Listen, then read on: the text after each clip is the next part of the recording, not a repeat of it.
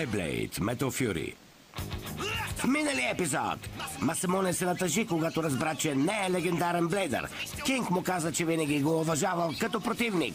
След тези думи Масамуне се закле да стане по-добър блейдър. В мъгливата планина Дайнамис гледаше звездите за знаци от боговете. Беше прекъснат от тайствения водач на злите сили Плуто. Плуто се опита да го убеди да се присъедини към злото, като му предаде звездния фрагмент, за да събудят Немесис. Дайнамис отказа и Плуто го прикова с енергиен лъч, който го разтърси като електрошок. Дайнамис безпомощно гледаше как енергията изпълва вътрешността на храма. Лъвът в пустоща. 8993, 8994, 8995, 8996, 8997, 8998, 8999.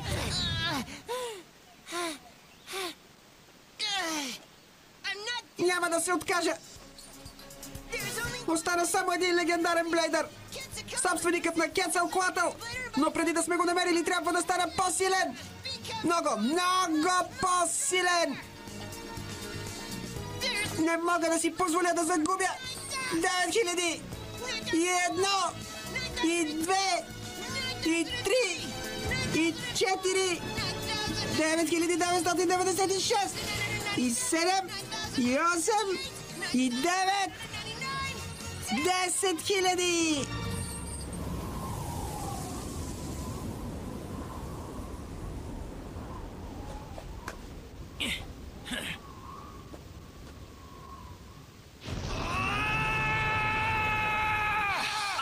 Ти нямаш истински зъби.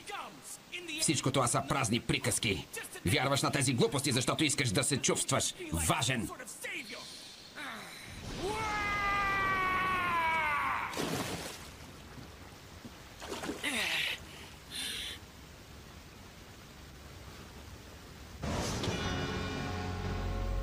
Добре, тогава да започваме. В атака!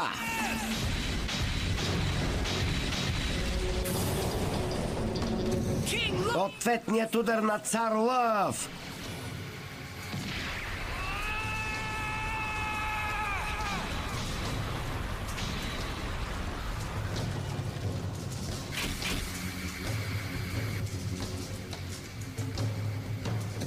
Добре, още веднъж.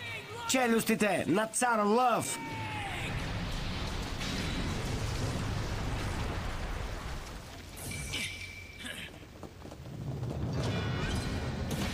Не мърдай!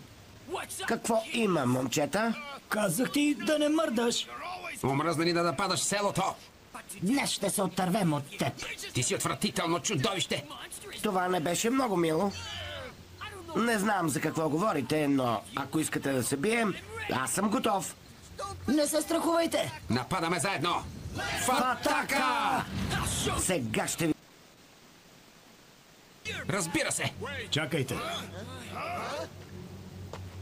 Всички да се успокоят. Това не е нашият враг. Господарю! Уменията му са изключителни! Погледнете блейда на този човек. Не е като блейда на чудовището. Съжаляваме, прав си. Моля да ни извините, господине. Какво става с вас, хора? Работата е там, че в долината Бейбамба таинствено чудовище ни напада с могъщ и ужасяващ блейд. Ужасяващ блейд? Живее сред руините в планината. Но понякога слиза до селото. Тормози ни, краде храната. Тръгнахме да го търсим, когато чухме някакъв рев и... решихме, че чудовището отново се е появило. Съжаляваме, господине. След като видяхме колко си силен, имаме една молба. Моля те, отърви ни от това чудовище. Какво ще кажеш? Аз ли? Нуждаем се от помощ. Хората от селото не могат да победят онзи блейд. Ако се биеш за нас, ще ти бъдем много благодарни. Благодарни? Селото е бедно и не можем да ти предложим голяма награда. Моля ви, господине, ако можем да направим нещо за вас, само кажете. Оставете ме на мира! Стига сте ме молили. Не ми трябва награда. Значи, сред руините в планината има тайствено чудовище с Блейд, така ли? Интересно. Идеалният опонент за тренировките. Казвам се Кьоя, а това е Леон. Двамата ще се позабавляваме.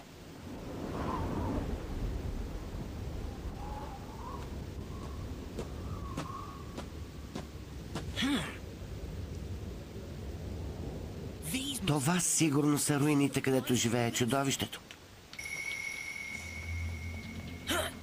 Ето го.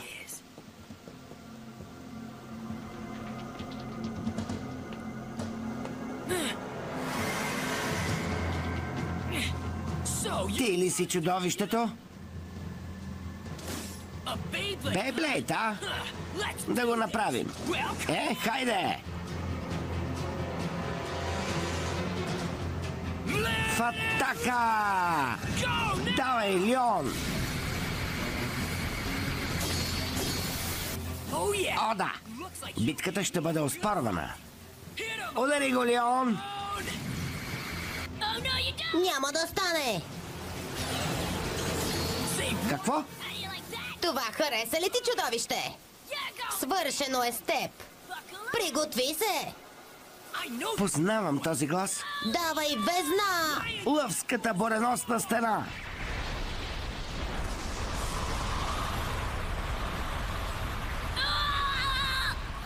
Наистина ли си ти, Ио? Ей, Йо-Йо! Не ме наричай Йо-Йо. Не мога да повярвам, че Йо-Йо е тук! Слънцето проектира сянката ти върху мъглата и изглеждаш като чудовище. Страхотен номер. Браво! Не мога да повярвам, че Йо-Йо е чудовището! Разочарован съм. Надценил съм те. Нападаш селото и крадеш храна? Невероятно! Защо го правиш?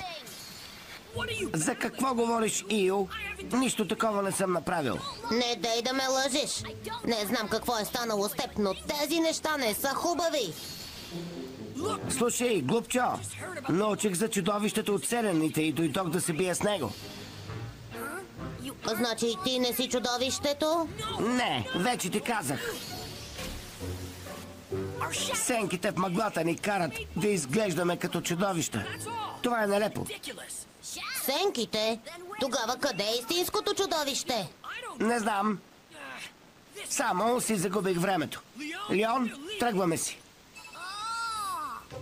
Чакай малко. Супер!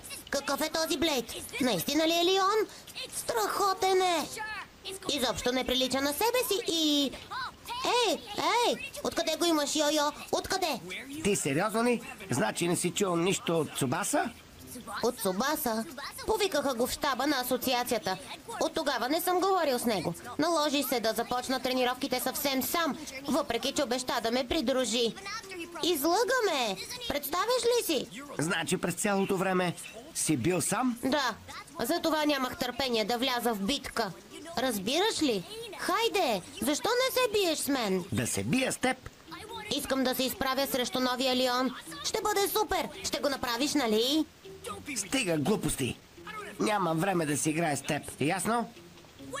Ей! Какво точно означава това? Тренирах усилено след последната ни среща и вече съм по-силен. Върни се и се бий като мъж. Ей, моля те! Йо-йо, хайде да се бием, моля те! Казах ти да не ми викаш Йо-Йо.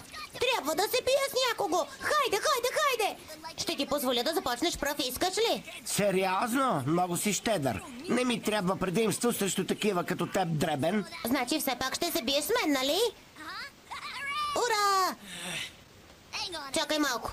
Ще направя стадион. Хайде, везни!